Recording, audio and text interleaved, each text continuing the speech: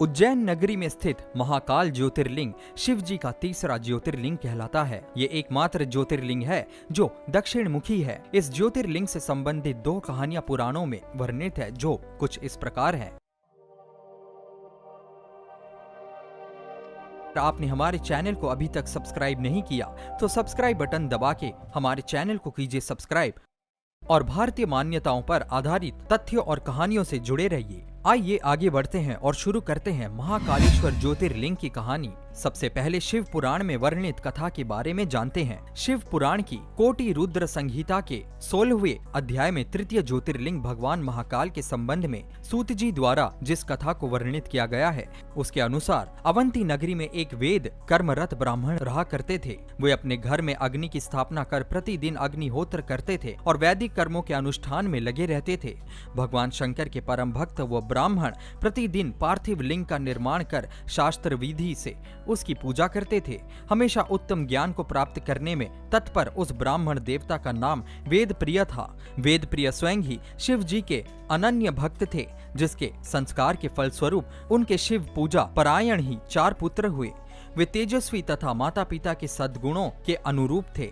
उन चारों पुत्रों के नाम देवप्रिय, प्रियमेघा, संस्कृत और सुवृत थे। उन दिनों रत्नमाल पर्वत पर दूषण नाम वाले धर्म विरोधी एक असुर ने वेद, धर्म तथा धर्मात्माओं पर आक्रमण कर दिया। उस असुर को ब्रह्मा से अजयता का वर मिला था। सबको सताने के बाद अंत में उस असुर ने भारी सेना लेकर अविंत यानी कि उज्जैन के उन पवित्र और कर्मनिष्ठ ब्राह्मणों पर भी चढ़ाई कर दी। उस असुर की आज्ञा से 4 भयानक दैत्य चारों दिशाओं में प्रलय काल की आग के समान प्रकट हो गए। उनके भयंकर उपद्रव से भी शिव जी पर विश्वास करने वाले वे ब्राह्मण बंधु भयभीत नहीं हुए। अवंती नगर के निवासी सभी ब्राह्मण जब उस संकट में घबराने लगे, तब उन चारों शिव भक्त भाइयों ने उन्हें आश्वासन देते हुए कहा, आप लोग भक्तों के हितकारी भगवान शिव पर भरोसा रखें। उसके बाद वे चारों ब्राह्मण बंधु शिव जी का पूजन कर उनके ही ध्यान में तल्लीन हो गए। उसने ज्यों ही उन शिव भक्तों के प्राण लेने हेतु शस्त्र उठाया, त्यों ही उनके द्वारा पूजित उस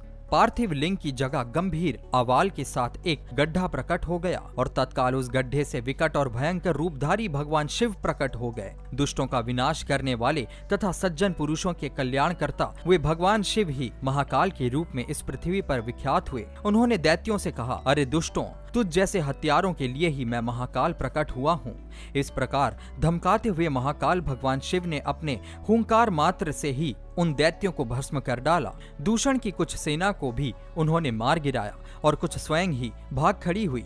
इस प्रकार परमात्मा शिव ने दूषण नामक दैत्य का वध कर दिया। जिस प्रकार सूर्य के निकलते ही अंधकार छट जाता है, उसी प्रकार भगवान आशुतोष शिव को देखते ही सभी दैत्य सैनिक पलायन कर गए।